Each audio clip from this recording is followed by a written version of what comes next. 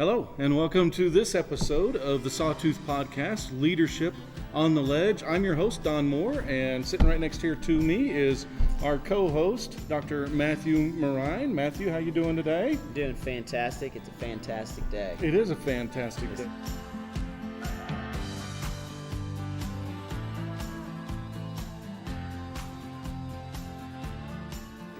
Now, in our last episode, we talked about a couple of models. Yeah. We talked about the change cycle, which is a model that we can kind of internalize and use to reflect upon how we change or process change as an individual. We looked at ADKAR, which is a kind of, it's more of a group type model or an organizational type model of how to take individuals through change. So today we're going to try to be a little bit more application based. Yes. We've provided that foundation. So before we do that, I'm just going to review real quick the 6 stages of the change cycle and what we mean by the acronym ADKAR. So in the change cycle, we have 6 stages. Stage 1 being loss. So think about that as out with the old, in with the new, creating a sense of fear of the unknown. Yeah. Creating a desire for safety, and that usually manifests itself in, and you might hear it in phrases such as the good old days. Yes. And then we go from there to stage 2, which is doubt. Rumors abound whenever there's a change and there's kind of a lack of information or incomplete information. Fear changes to anger. We manage the anger through fact gathering. This is where it's important to keep our emotions in check as we're going through the change, and not rumor monger. We don't want to do that. We don't want to be like Miriam and Aaron in Numbers 12. And then we move from that stage 2 of doubt, to stage 3 of discomfort. So, and think of that as getting comfortable, being uncomfortable. To break through so that we can have healthy actions to deal with the change. Stage 4 then is discovery. That's where we transition from a more subjective approach or reaction to the change to being more objective. I've generated questions, I've gathered facts, I've got answers, and so I'm able to view the change in a different light or a different perspective.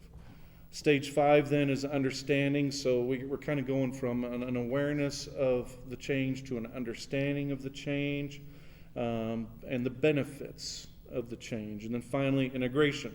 That's where you've thoroughly embraced that change. You're on board, and you're ready to help others move through the change cycle. And one of the things we talked about was, everybody's going to move through it at a different pace. And your personality type is also going to impact how you process change. All right, so that was the change cycle, and then we talked about the ADKAR model. It's a 20-year-old model, probably a little bit older than that now. Each letter standing for a different phase of change in the process that is designed to take you from the current state to a transitional state to a future state. First one being awareness, so creating an awareness for the need for change, and you cannot over-communicate when you're trying to create awareness. Sometimes when we communicate the change, it makes people think there's a problem instead of being able to see what the opportunity is within that change. And then and that kind of ties to stage 1 of the change cycle. Then we moved to the D in ADKAR for desire, a desire to support the change, and we talked about getting on board some early adopters to help us sponsor the change and help lead others, and help minimize resistance. And usually the sponsors are going to be really important in an organization too. The people who are respected, you want to talk to them typically the most and get them on board the quickest. If you can. Right. Next is knowledge. So providing everybody the knowledge to make the change, and that it kind of means training and coaching. Is what that means. Giving them skills to pull this off. Giving them the skills, the training and the coaching, and then we allow them in the next stage, the ability to then demonstrate those skills and demonstrate that they understand the change and what it is that we're looking for within the stage, the stage, Yep. the change. All right. Finally, we had reinforcement. So that is, the idea is to make the change stick. We don't want to create a fad and then let it dissipate over time, a short period of time. But we want to reinforce that change, because it's not change if we haven't reinforced it. Yeah. So those are the two models that we looked at, both for personal change and then within an organization as you consider change, how individuals are going to address that change. Yeah. Anything I left out? Anything you Well, want I thought you to add did to a good job of overviewing everything. And I think it's just really important, Don, to highlight that these aren't always neat categories. Okay. Where Yeah. people fit perfectly into each of these stages or each ADKAR letter. Where people may go from knowledge, they may go to desire, reinforcement may be going well, but then all of a sudden something happens and people take some steps back. So I think it's just important for everybody to know, just because you made a switch or you made a step forward doesn't mean they're going to stay there. And because everybody's so diverse in an organization, you are managing people, maybe hundreds of people who are all at different levels in these models, and just being aware of that. And instead of leaving people behind, just keeping change big enough to incorporate all people in these stages. Okay. Yeah. Excellent. So the final resource that we're going to address today, it comes from a book called Canoeing the Mountains, and it's Christian Leadership in Uncharted Territory. The premise of the book is kind of the author applies a historical example of the Lewis and Clark expedition at the turn of the 19th century, the early 1800s. And how they ventured into uncharted territory. And the author says we are in uncharted territory now with our culture. Yes. So you turned me on to this book. What was it that you really kind of grabbed you about this book and connected with? I like the adventuring theme, but really what I liked about it was how to lead when your assumptions are wrong. Okay. Where even going through this COVID stuff, I've been wrong on almost everything. Yes, So how do you lead when there's no roadmap and what you thought was right is not right? And now you're leading in kind of what they say is no man's land. So I thought they dealt with that kind of scenario really well. And being in Colorado as a minister, we are kind of at the forefront of kind of a secular society here, much more than the South. And so I like to think about how to connect with culture as a faithful Lord's church today. Okay, yeah.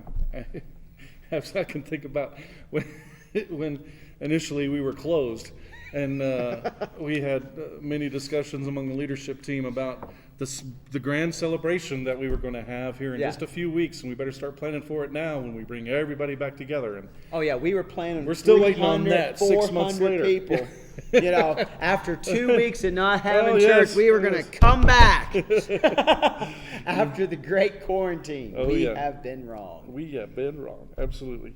So what we're going to do today, we clearly don't have time to go through the entirety of this book. I recommend the book if you're interested in change, and particularly leading through change in uncharted territory. But what we're going to do is we're going to kind of look at some key lessons from the book. So we're just going to have kind of a freestyle conversation as we go through that. And one of the points that the author makes is, you were trained for a world that is disappearing. Yes. So you want to say anything about that? You read that, but I don't think we always realize how profound that is. And even I have felt it as a minister, the role of minister that I was taught probably in a lot of schools is changing somewhat. You provided care, you preached to people who are very literate of the Bible, and now You are dealing with a different society. So how does a minister operate in that world? There's no roadmap for that. We're finding new territory. But here's something I wanted to highlight, though. Okay, yeah. Churches get in trouble because the solutions of yesterday are dangerous for the church today. Oh, do you have an example of what you mean by that? What I mean by that, what worked in the past becomes so influential that we have a hard time making a break from it and doing something new. Mm-hmm. Because if it worked in the past, it should work today. Is our assumption. And it's a dangerous assumption, but there's so much gravitational force on an idea that was helpful. Mm-hmm. So I'll tell you an example. Okay, yep. So I remember sitting in a meeting one time, and our kind of attendance was going up a little, and then we went through kind of a time where our attendance was kind of going down. And so anxiety started happening in the congregation. There was a leadership meeting called of all the men, and it was kind of a pooling of what are we going to do about this decline. Mm-hmm. And I remember sitting in there, and we didn't have any new ideas, but we decided in that meeting to restore the bus ministry. We haven't, that congregation, I don't think they did the bus ministry 30, 40 years. But that worked at a time. It did. Yeah. At that time, in that community, it was effective. Mm-hmm. And I sat back and thought, parents would never send their kids to random churches on a random old broken down school bus. Again, parents don't do that any longer. Right. And just send them on. Like, if I pulled up into your yard and said, come here, kids. Yeah. I want to take you to church. The parents would be like, hello, Mr. Officer. There's a cult outside. But that was their solution to this. Because at one point, that was a solution that worked. Yeah, okay. Yeah. All right. And I think that it's so powerful, those things that did work that no longer work, and we keep going back to old solutions that were once effective. Okay. Yeah. That's great. Another point is if you can adapt an adventure, you can thrive. So the way we do the question is, well, how do we do that? And that's by going through those change cycle stages. Yeah. And if you're using some kind of change model, it's going through that model as quickly as possible, but not too quickly. Yeah. Not too quickly.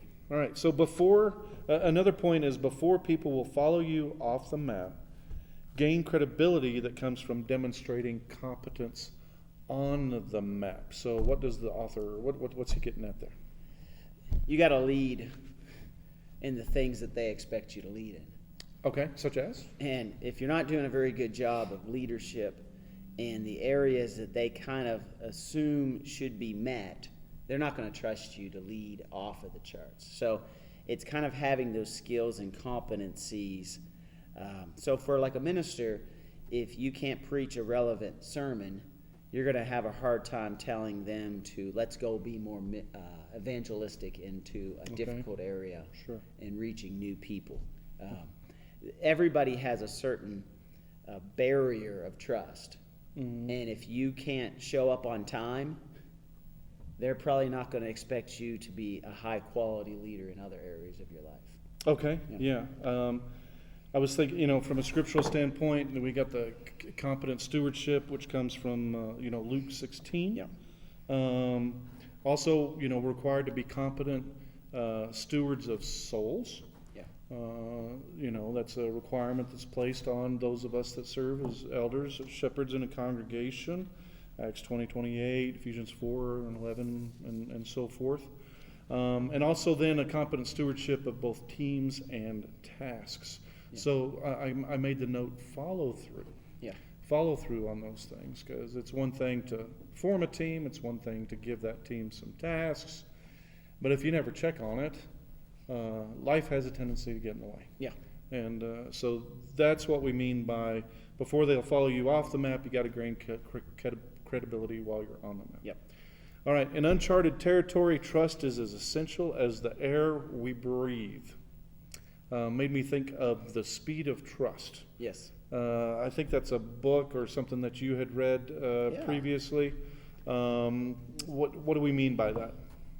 I think sometimes people in leadership assume trust, and then they demand trust,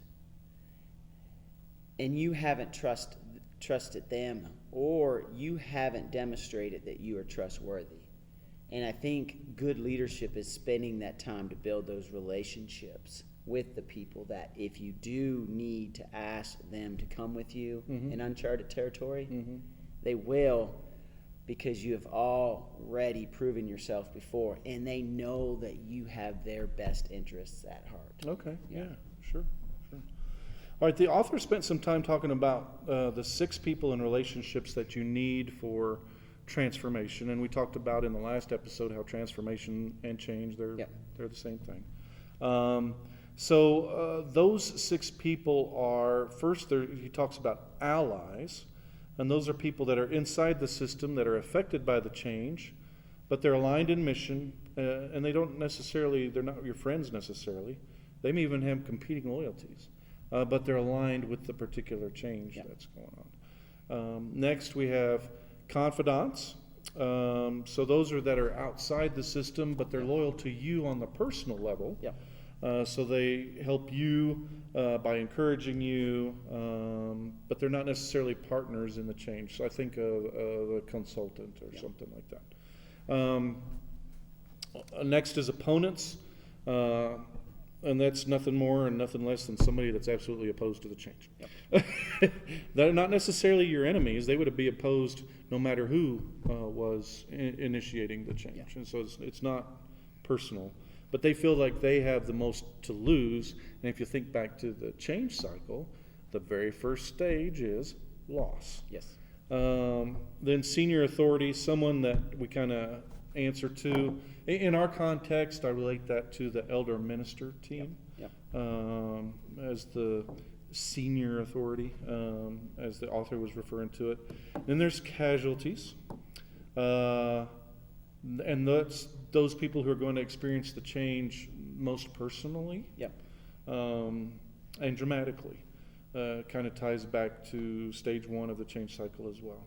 And then there's dissenters. They'll say no even if they don't have a good reason. They feel it's their role to point out what could go wrong, but state it is but they state it as this will go wrong. Not what could go wrong, but this will go wrong. You can't discount them, though, because sometimes they're the canary in the coal mine. Yeah. It's wise to listen to them. Yeah, sure. So that's the 6 people in relationships that you want for transformation. I think it's good to know with these 6 people from a systems perspective. Sometimes in leadership you think, if I remove the opponent, if the opponent just leaves, this will all go well and this change will happen. In a systems process, typically if that opponent leaves, somebody will take their place. You almost need all of these people to play their roles, and somebody will play these roles in the system. So thinking that you can remove an opponent and then that will make the change take place, typically that's short-sighted. Somebody else will take their place, and now you have to contend with them. It's better to know the problems instead of just trying to kind of seek and destroy people who are dissenters. Yeah, and one of those 6 personalities that kind of stuck out to me was the casualties. I mean, we can't be callous with the change because some people are going to really experience that change. I mean, deep down, and in ministry and within the eldership and stuff like that, we've got to be in tune with that. But I think even with casualties, though, I remember earlier in my ministry, people would get mad and they'd say they were going to leave or they would leave, and I would do everything I could to kind of pull them back in. And I started learning, though, it's just going to be the next thing they're going to leave about. And so I also am fine with people who need to leave. And if they need to go find some place that they can find more faithfulness and better service, I'm going to allow that, because they need to find a place where they can both best fit in. Okay. And so, you got to be careful. You want to be very sensitive, but also you need to have the courage to continue to lead, even though some people will turn back. Okay. Yeah. Okay. Next point from the author is visions transition from seeing possibilities ahead and communicating excitement to actually accurately seeing ourselves and defining reality. So, I don't know I think we shared in our opening episode, I served in the Army, retired from the Army back in 2012, and one of the things we dealt with was the commander's intent. And within the commander's intent, he would outline how he saw the enemy, he would outline how he saw the terrain, and he would outline how he saw his own forces. Yeah.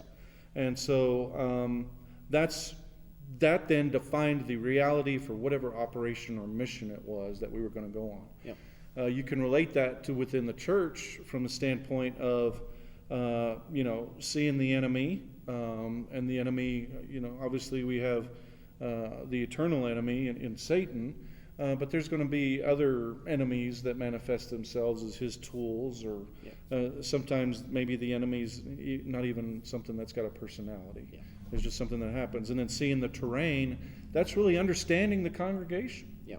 And seeing yourself as a part of that. Yep. So that's what we mean by accurately seeing ourselves and defining reality. Then we move on to dealing with managing the present. I thought this one was really interesting. Win-win solutions are the goal, but with adaptive change. Well, in other words, change where there's no model. Yeah. Win-win is usually lose-lose. Yeah. So why don't we sit on that for just a second? Well, you can't please everybody. Okay. And so what happens is you just make everybody mad. Okay. So you have the resistors, they become mad, and the people who want it, they become mad because you are kind of compromising to the resistors. And so instead of creating any positive forward momentum, you just get into this muck and mire of everybody's discontented. Yeah. And now nobody wins and nobody finds any sense of happiness within the congregation or organization. And it comes with the realization that you're going to disappoint someone. Yeah. No, you're just going to disappoint somebody.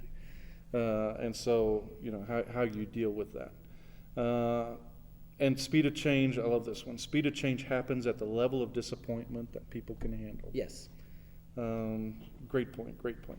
So you haven't succeeded until you've weathered the sabotage. Another one, I'd never, ever heard that, and I've been through tons of leadership training in the military and some outside, and that one really stuck with me. You haven't succeeded until you've weathered the sabotage. Why don't you talk to our followers a little bit about that? You're always going to have a sabotager. Okay. And I don't know why it is that way, but I think in churches we don't think that should happen. We think everybody should just get it. Everybody should just trust us. Everybody should just kind of submit to the authority of leadership. But that just doesn't happen. Yeah. People are going to push back and fight back. And if you know it's coming, you actually can be encouraged by that, because that means you're actually moving forward. You're actually changing. Okay. Yeah. It's easy to be just content with the status quo. Okay, great. And focus your attention on others and not the saboteurs. Yeah. So a lot of times we want to fix them. Right. And solve their problems. And sometimes you just can't. You have to almost learn with your discontented self, because you are going to be discontented in yourself because you could not keep perfect congregational unity. And that's a hard value for people who love the Lord and love the Lord's people, to actually have conflict in church. And so a lot of times we usually always place this quasi sense of unity above moving forward, even though moving forward is best for the spiritual maturity of the people. Okay. Yeah. All right. And it's important to keep in mind that this change that we're talking about, especially in our context, this is a team event. Yeah. It is a team event. That's the beauty. To me, that's the beauty of God's organization of the church. We have an eldership, not one elder. We have, the ministers that work as a part of the team, the leadership team with the elders. And it all ties back to Ephesians 4 and verse 11 and so forth. But I think that's important to keep in mind. And you can lean on each other to help discern the saboteurs and discern who's sabotaging, who's not necessarily sabotaging, but maybe who's maybe in the casualty standpoint or an opponent, but they're not necessarily looking to go somewhere. Yeah. And how you work through that. So keep in mind, change occurs as a process, not an event. It's a team event. Any final thoughts before we close it down for this episode? Nope. I appreciate this conversation. I think it's super helpful for all people in congregations and in leadership. Thank you, Don. That's what we hope to do with this podcast. The Sawtooth podcast, Leadership on the Ledge, is to equip our followers with tools in order to lead and lead well. Yep. Thank you so much for joining us today. And we've got elder minister relationship coming up in a future episode, and some other topics as well. We hope you'll stick with us. And thanks again for joining us. Bye now.